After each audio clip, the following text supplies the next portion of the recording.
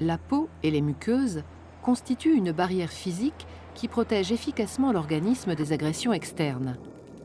Il arrive cependant qu'à la suite d'un traumatisme ou d'une infection, lésions cutanées, brûlures, intrusions bactériennes, fongiques ou virales, des microcorps étrangers parviennent à la franchir. Lorsque la barrière de la peau est franchie, l'organisme fait appel à des acteurs capables de lutter contre l'envahisseur. En effet, des cellules sentinelles de l'immunité veillent.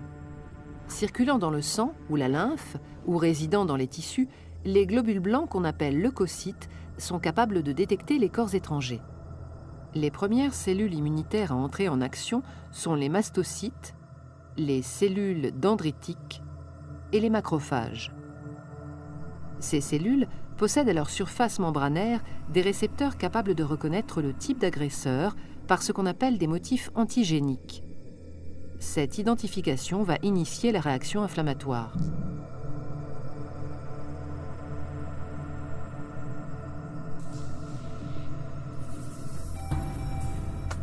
Après contact établi avec l'antigène, la cellule sentinelle libère des médiateurs chimiques, véritables signaux d'alerte pour l'ensemble du système immunitaire.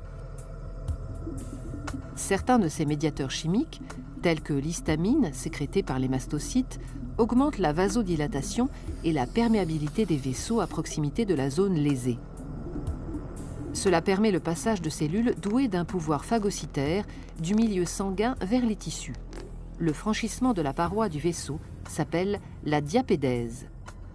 Rougeur, gonflement, chaleur sont des signes cliniques caractéristiques de la réaction inflammatoire.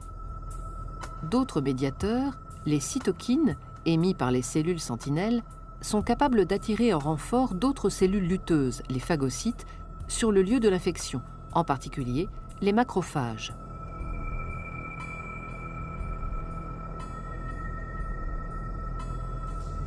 Leur pouvoir phagocytaire leur permet de neutraliser activement le micro-organisme étranger et ainsi d'endiguer sa prolifération.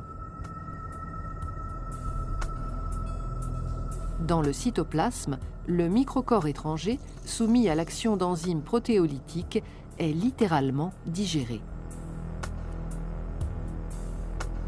La plupart des résidus issus de cette digestion sont rejetés.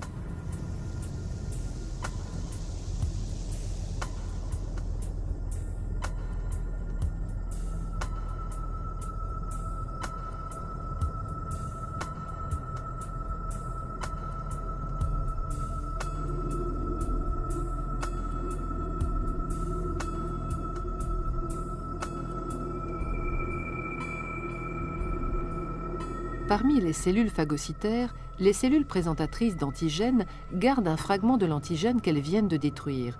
Elles l'exposent à la surface de leur membrane plasmique. Dans le cas d'une aggravation de l'infection, ce fragment qu'on appelle peptide ou déterminant antigénique deviendra l'un des éléments déclencheurs de la réaction de nouveaux acteurs, les lymphocytes.